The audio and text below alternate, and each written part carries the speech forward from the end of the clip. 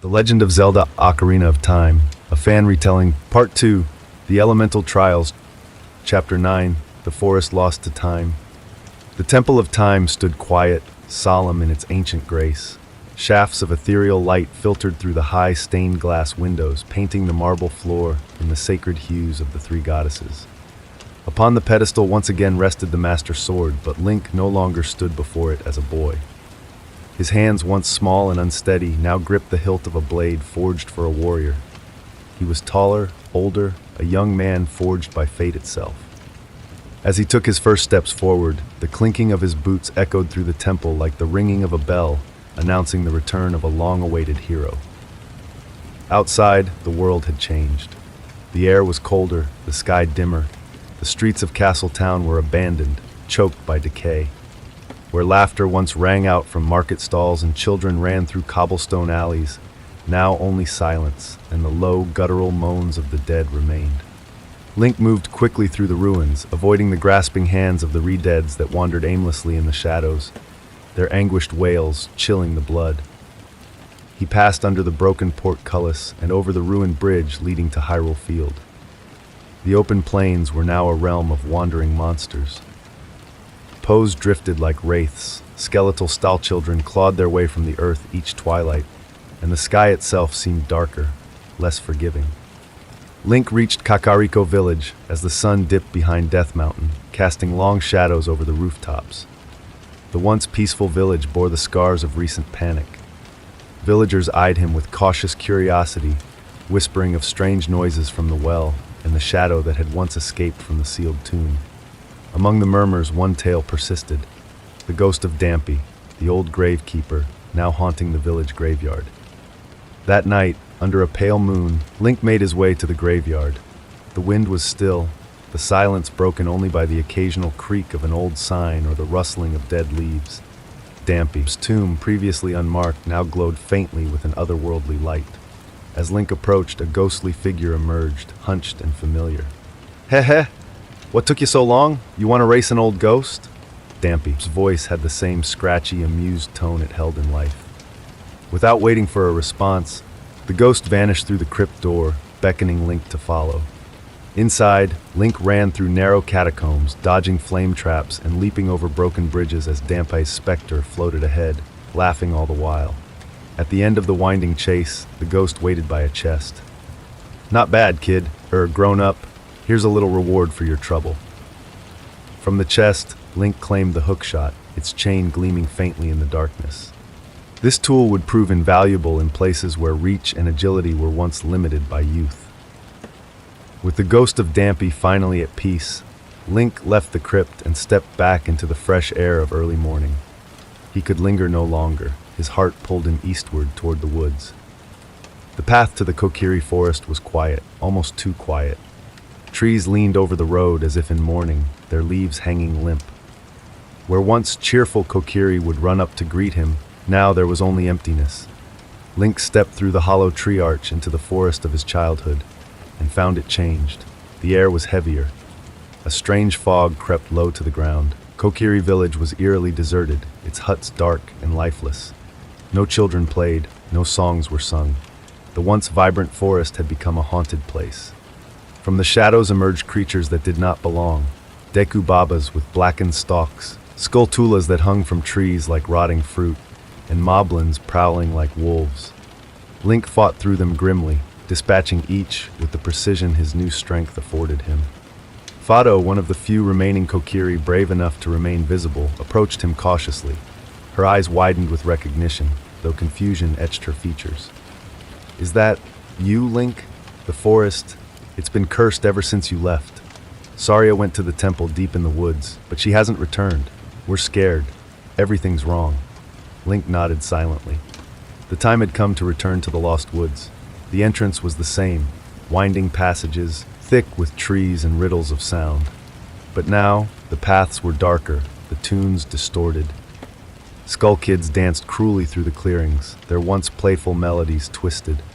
Link had to fight his way through the heart of the maze, using his ocarina to guide his steps when all other logic failed. Eventually, the woods opened into a strange place, a hedge maze ringed with stone walls and spiked gates. Moblins patrolled its corridors, their heavy steps thudding against the grass. Link crept through the maze, striking swiftly and silently.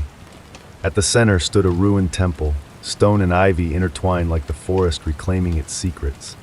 The doors were high and sealed, unreachable by normal means, but a withered tree stretched one of its limbs over the chasm leading to the entrance.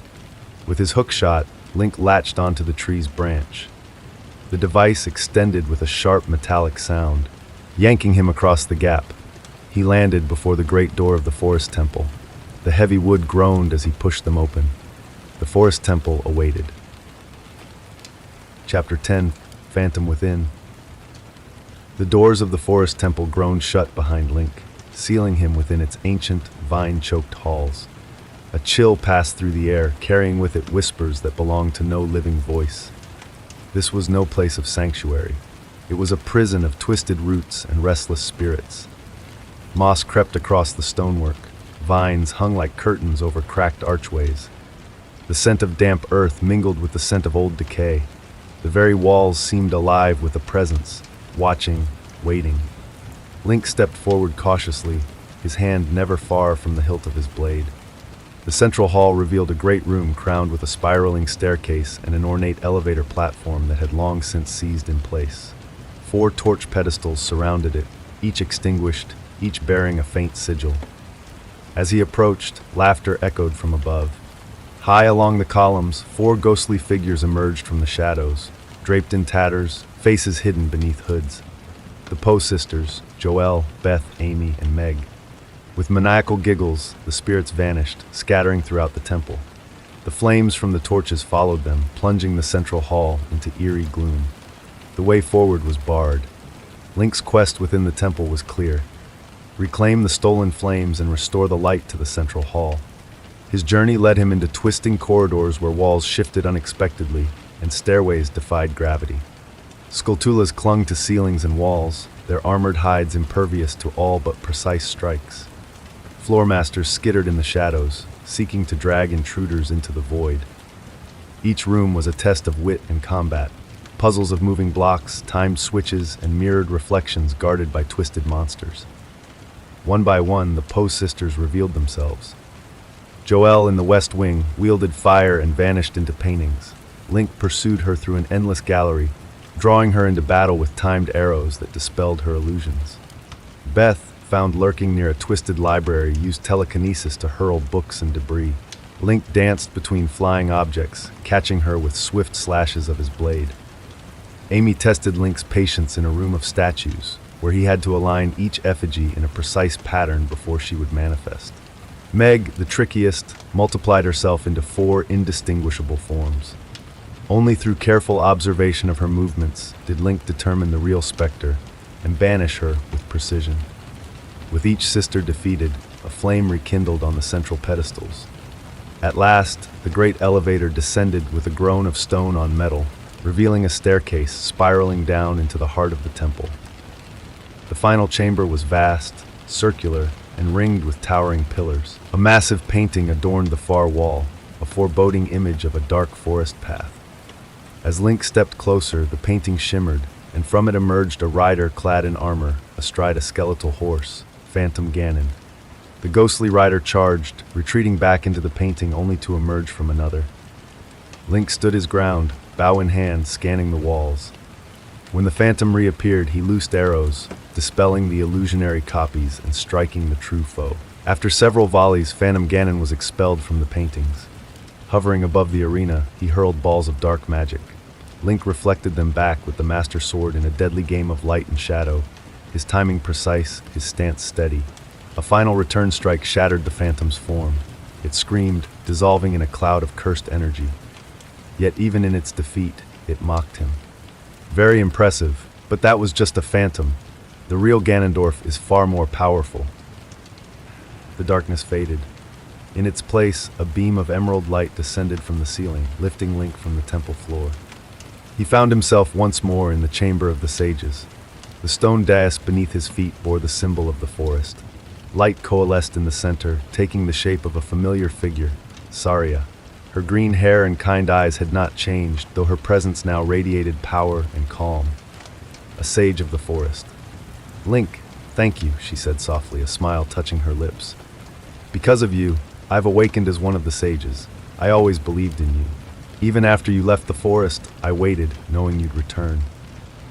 Link stepped forward, silent as ever, though his heart was filled with both sorrow and pride. Saria continued, her voice tinged with sadness.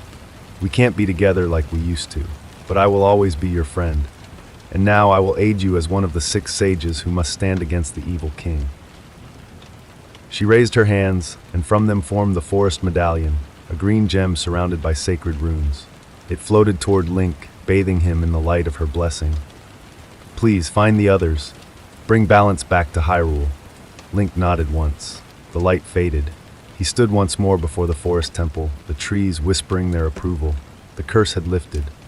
Link stepped back into the heart of Kokiri Forest. The changes were already taking root. The air, once heavy with gloom, now carried the scent of dew and bark. The oppressive fog that had clung to the village like a curse was gone, replaced by shafts of light that filtered through the canopy above. Children peered from their homes cautiously, their wide eyes reflecting both awe and confusion. Though they did not recognize the armored figure that stood before them, something in Link's presence stirred familiarity. Mito stood furthest back, arms crossed, but his defiance had softened. The great Deku tree's hollow stump loomed as it always had, lifeless, cracked. But then the earth trembled gently beneath Link's boots. From the mossy soil near the fallen guardian's remains, a bud sprouted, and then it spoke. Hi there! I'm the Deku Tree Sprout. Link blinked in astonishment, taking a step back as the tiny sapling wiggled with joy. Because you and Saria broke the curse on the forest temple, I can grow and flourish. Thanks a lot. The Kokiri gasped, gathering around the stump with hushed voices. The Deku Tree Sprout's bark was smooth and golden green, its leaves vibrant with life. Though small, its presence radiated warmth and wisdom. Oh, and there's something important I must tell you. The sapling paused, tilting its leafy top toward Link. You're not a Kokiri, Link. You're actually a Hylian. I know it must be surprising, but it's true. The great Deku Tree knew all along. Gasps rose from the gathered children. When you were just a baby, during the Great War, your mother fled with you and left you here under the protection of the forest. She was gravely wounded and didn't survive. The great Deku Tree took you in and raised you as one of the Kokiri to keep you safe. Link looked down, hands tightening at his sides. The truth did not wound, it clarified. So many things made sense now. Why he had never aged among the Kokiri, why he had been chosen by destiny to leave the forest. The Deku Tree Sprout nodded, his voice gentle. You were meant for something greater, Link, and though you were not born here, you will always be part of this forest. Mito looked away, swallowing hard. So, that's why he could leave. Link met his eyes. No words were needed, just understanding.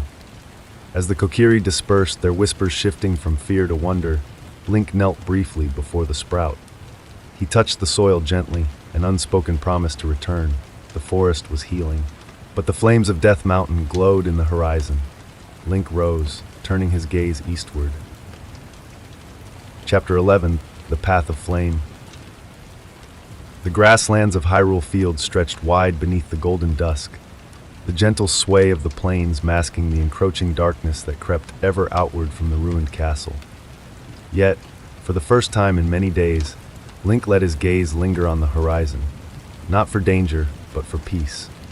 He veered off the main path, following a winding trail that led through rolling hills and toward the heart of the plains. Nestled in a quiet valley stood Lon Lon Ranch, its white wooden fence and windmill casting long shadows over the sun-drenched earth. For a moment, it felt as though time had spared this place. Talon's snores echoed from the barn as loud as ever, while Malon tended to the horses. Her voice rang through the air as she sang an old lullaby, one that echoed with memory and longing. As Link approached, Malon turned, her expression lighting up with recognition. It's you! You're the fairy boy from the forest, she said. You've grown so much, but I'd know you anywhere.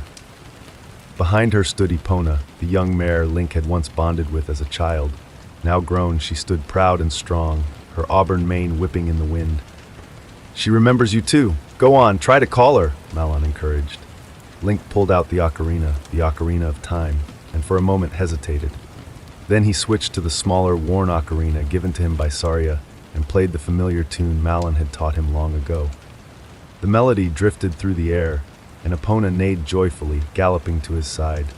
The bond between them was instant, as though no time had passed. "If you want to ride her, you'll need to prove yourself. Ingo's taken over the ranch, and he's not exactly friendly." Link entered the corral, where Ingo, now sporting Ganondorf's crest on his clothes, sneered from atop a fence post.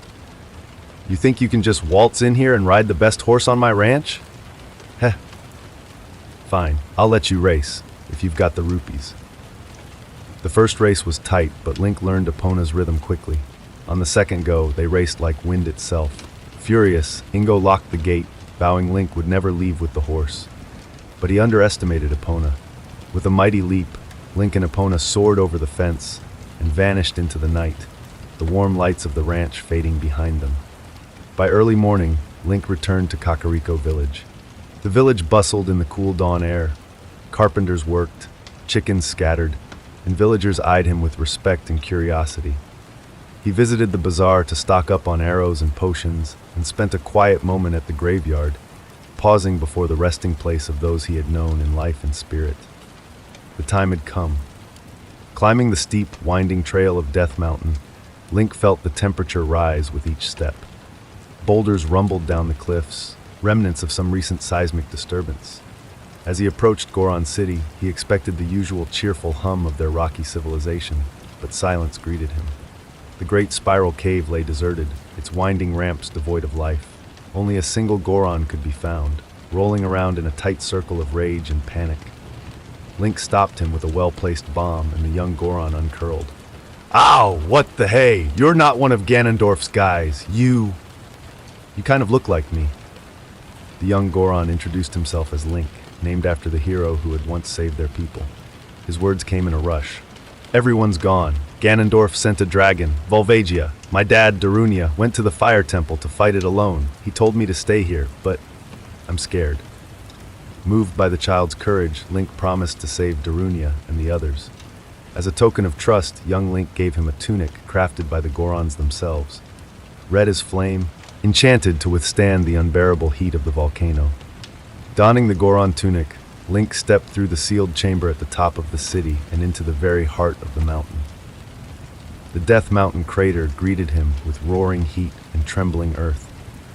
Rivers of magma pulsed beneath cracked rock. The summit had split open with violent force, and across a narrow wooden bridge loomed a scorched doorway framed by flame. Beyond it lay the Fire Temple, a prison of stone and heat, where Darunia's fate, and that of all Gorons, awaited. Link gripped the Master Sword tightly, the air shimmering around him, and he stepped inside. Chapter 12, Dragonfire. The oppressive heat of the Fire Temple closed around Link the moment he stepped through its scorched threshold. The air shimmered with rising waves of heat, and red light flickered across the blackened stone like the heartbeat of a slumbering volcano. Far below, rivers of lava flowed through massive crevices, casting a pulsing glow across the temple's cavernous underbelly. The grinding of chains echoed in the distance, along with the distant groan of ancient, fire-powered machinery long forgotten by time. But the most haunting sound of all came from behind thick iron bars, the low, mournful voices of imprisoned Gorons. Ganondorf had seized the Fire Temple and used it as a prison, sealing Darunia's people into cramped stone cells to break their spirit and deter resistance. Each cell was locked tight, sealed by enchanted doors that required hidden keys to open. The Gorons, warriors born of stone and fire, were reduced to helpless captives, waiting in darkness.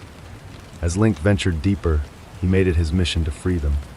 In each cell he unlocked, a grateful Goron greeted him, not only with thanks, but with crucial information passed along in hushed tones. "Please, save my brother Darunia. He went ahead alone. There's a hidden switch behind that flaming wall. Use your bombs wisely. Take this key. You'll need it to reach the inner chambers." The temple was a labyrinth of blistering corridors and hellish architecture.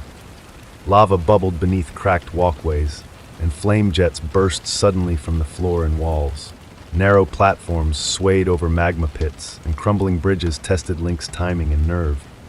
The Goron tunic shielded him from the deadly heat, but it did nothing to ease the pressure of constant danger. Monsters bred in flame stalked the temple's corridors, torch slugs that left searing trails across the ground, flaring in bursts of heat when threatened. Fire geese dove from the ceilings like living embers, igniting anything they touched. In wide chambers, flare dancers twirled and taunted, their fiery forms forcing Link to dodge and strike with perfect precision. He fought with calculated grit, switching between tools as the temple demanded. Hookshot for distant levers, bombs for brittle walls, and the fairy bow to pierce faraway switches and firebound foes. At the temple's heart, past a collapsing stone walkway suspended above a lake of molten rock, Link discovered a sealed chamber ringed with carvings of ancient Goron heroes. Within lay the temple's most sacred relic, the Megaton Hammer. Forged by Goron blacksmiths in ages past, it had been hidden here to await a warrior strong enough to wield it. It took all of Link's strength to lift it, but once he did, the temple answered. With the hammer, Link shattered rusted columns, pounded stubborn switches, and broke open stone barriers that had blocked his path. Each slam of the hammer echoed like a drumbeat of war, clearing the way toward the temple's final depths. In the deepest chamber, Link found the signs of battle, but no Darunia. Scorch marks blackened the walls, great claw marks rent the stone. A final iron gate led into a vast, circular arena built above a churning pit of lava. Silence hung heavy, the air so thick with heat it was hard to breathe. Then, the lava stirred. With a violent eruption, a monstrous shape burst forth, scales gleaming like molten metal, eyes glowing with ancient fury. Volvagia, the fire dragon, roared into the chamber, its serpent-like body weaving through the air with terrifying grace. Its jaws opened, releasing a stream of searing flame as it dove and vanished once more into the lava. The battle began. Volvagia struck from the shadows, leaping from the magma through scattered holes in the platform. Link had to predict its movements, dodging deadly fireballs from above and hammering its exposed skull as it lunged forth. With each blow, the dragon howled and retreated, its fury growing more violent. Lava spurted from the ground, burning rocks fell from the ceiling. A wrong step meant falling into the abyss. Link endured, lungs burning, eyes stinging from heat and smoke. He stood firm, his strikes unrelenting. When the dragon coiled above him, flames spewing in all directions, he raised the Megaton hammer and brought it down with a cry of defiance. The impact cracked the platform. Volvagia screamed, an unholy sound that shook the very foundations of the mountain, and then it fell, its body crumbling into cinders before vanishing beneath the molten waves. The fire was gone, the curse lifted. A great wind stirred in the chamber, and a green light bloomed overhead. A shimmering portal opened in the air, lifting Link upward, his work in the temple complete. He emerged in the Chamber of the Sages once more. From the light stepped Darunia, calm now, a proud fire burning in his eyes. His stone-gray skin shimmered with spiritual energy. "Brother," he said, voice thick with emotion, "you've done what even I could not. You've saved my people and honored the bond we share." He raised his mighty arms, and the fire medallion materialized, a burning sigil of crimson and gold. "Take this, Link. My power, my legacy. Use it to bring down the evil king. The Gorons will never forget your courage." As the medallion floated into Link's hands, the chamber filled with golden flame. Link nodded solemnly. His heart burned brighter than ever. But there was no time to rest. As the winds howled over the mountaintop, Link gazed east toward the Zora's domain. He remembered the vibrant, crystal-clear waters and the joyful songs of its aquatic people. But what awaited him now was deathly silence. The domain was frozen. A thick layer of ice coated the once flowing river. The great waterfall had slowed to a crawl beneath layers of frost. The sapphire walls of the Zora sanctuary shimmered with a bitter chill. The water was gone. The people were trapped beneath the ice, unmoving, encased like statues. King Zora sat frozen on his throne, his expression locked in silent anguish. Link moved quickly, searching for survivors or clues. At the far end of the domain, where the waterfall once roared freely, he found an unnatural chill radiating from the cavern behind it. A blizzard's breath poured from the opening. Inside, frost and mist swirled through a narrow passage. This was no natural occurrence. The curse had taken hold. Drawing his sword and adjusting the Goron tunic to fend off the icy winds, Link stepped into the mouth of the cave. The ice cavern awaited. Chapter 13, Beneath Still Waters. The bitter chill of the ice cavern gnawed at Link's every step, wind screaming through narrow corridors of frost. The once lush caverns near Zora's domain had been twisted into a frozen labyrinth, encased in unnatural ice that shimmered with magic. Crystalline spikes jutted from the floors and walls, and icy winds howled with a haunting chill, whispering remnants of the Zora's pain. Inside, Link pressed forward, navigating narrow ledges and slippery paths while avoiding freezing gusts of wind and the deadly blades of spinning ice traps.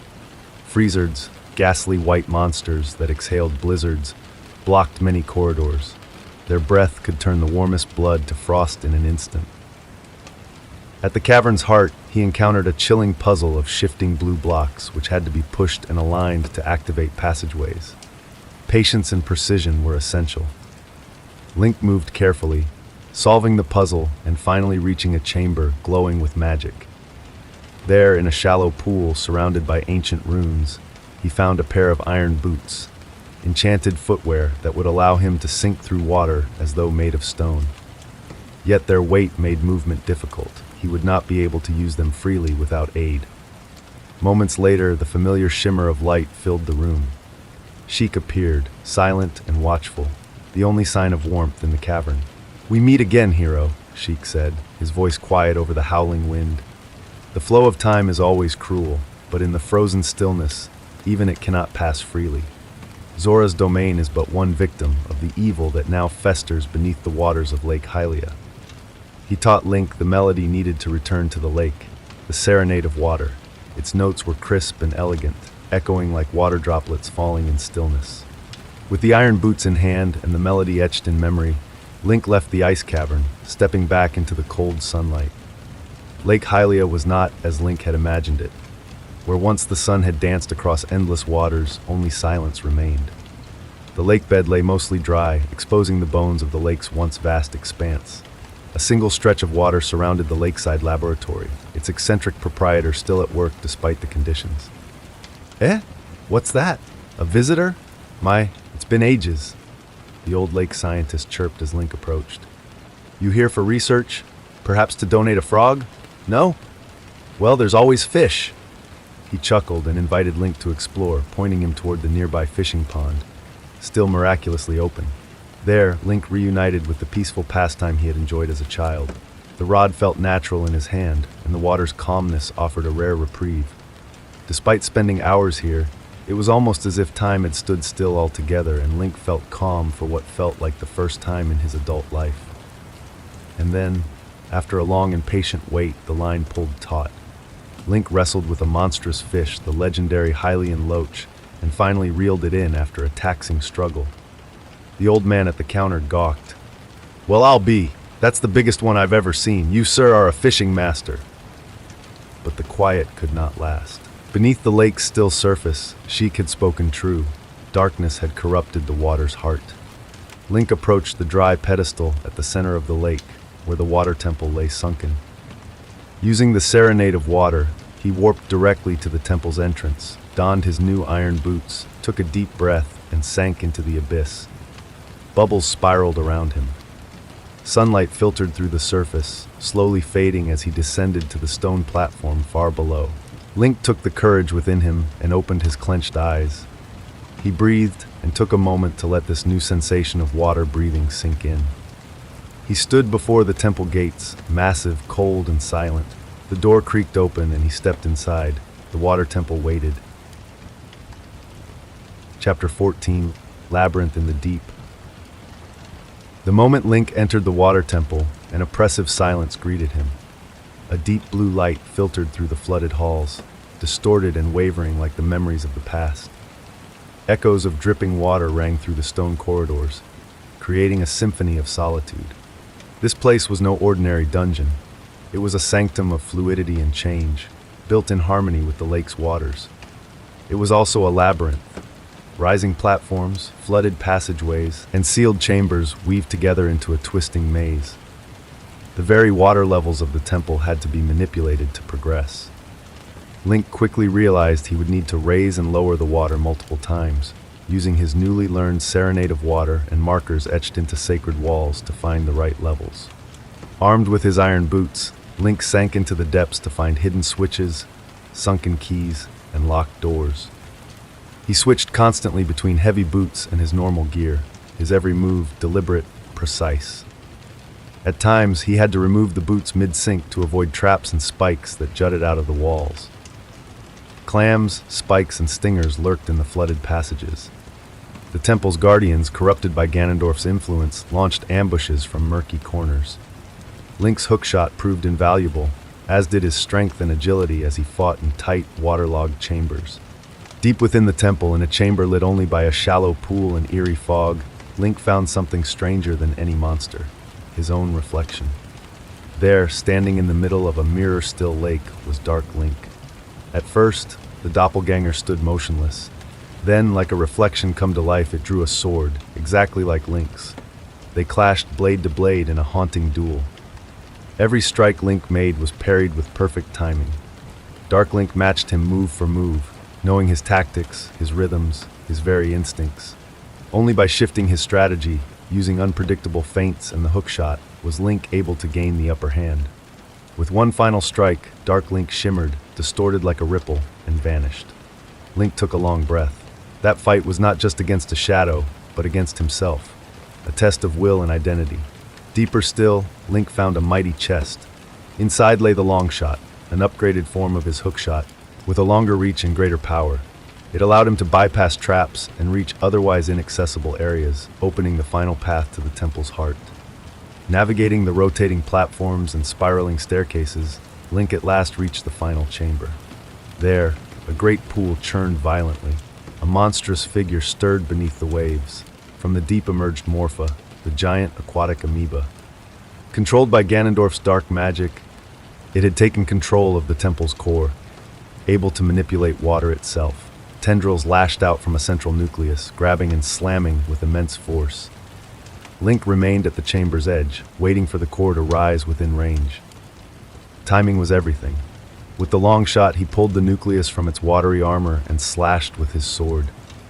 Again and again, the core evaded him, hiding in the currents. But Link's aim was steady, and his strikes swift. Finally, the core shattered with a shriek of magic. Morpha dissolved into the water, and silence returned. The cursed flood lifted. Link was taken once more into the Chamber of the Sages.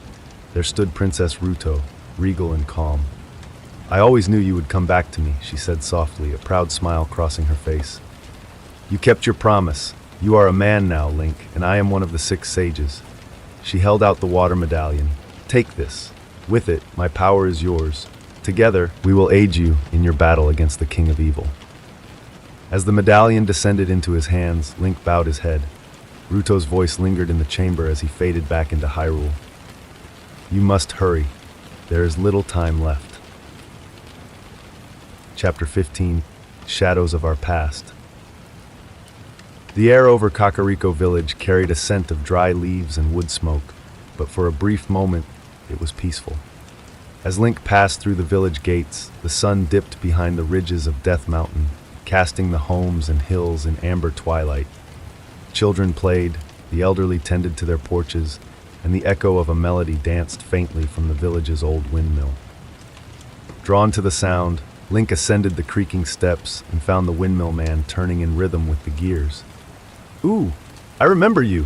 That boy with the ocarina," he called, his voice tinged with frustration and familiarity. "You played a strange song long ago. It made this windmill spin wild. I've never forgotten it." The man turned the crank of his music box and played a haunting, whirling tune.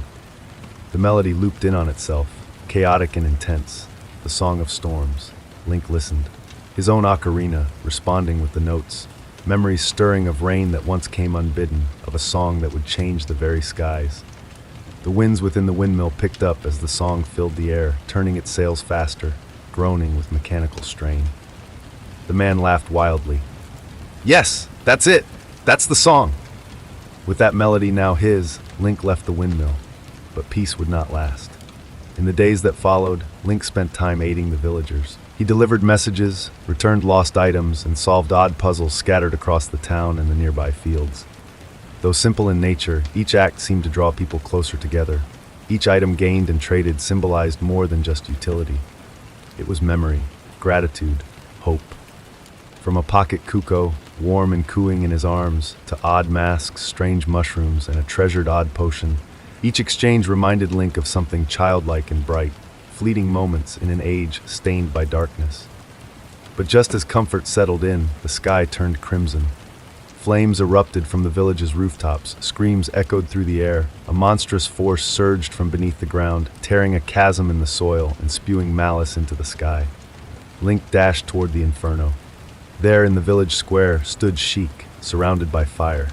A ghostly presence, a terrible, writhing shadow beast spiraled from the well itself. Its shriek split the sky, and with a flash, it struck Sheik down, sending the Sheikah warrior crashing into the dirt. Link rushed forward, but was too late to stop the escape. The evil slipped away into the shadows. That was the shadow spirit, sealed long ago beneath this village, Sheik gasped, slowly rising. It has returned, stronger than before. It must be stopped. But you cannot fight it as you are. He paused, grim. You must return to your youth. There are things hidden in the past, beneath the surface, that only a child can reach. Link nodded solemnly. He returned to the Temple of Time, placed the Master Sword into its pedestal once again, and let the warm, golden light consume him. The magic unwound, and the boy he once was stood once more in its place. He left the temple quietly, the song of storms still echoing in his ears as thunder rolled in the distance. Back in Kakariko, the fires had been extinguished, and the village cloaked in uneasy silence. Link approached the now reopened well, feeling a dark pull from below. Armed with his child-sized courage and the lessons of his journey so far, he descended into the blackness. Below, the world twisted. The bottom of the well was no mere cavern. It was a place warped by illusion and sorrow, a nexus of decay and fear. A symbolic representation of Rule's bloody and violent past. Blood-stained walls, invisible traps, rooms that should not exist. It pulsed with dark energy, thick with the breath of the dead. Yet Link pressed on, guided by the whispers of the ocarina, the strength of memory, and the light of purpose. He had come so very far from the forest boy without a fairy he once was. He would face the past to protect the future.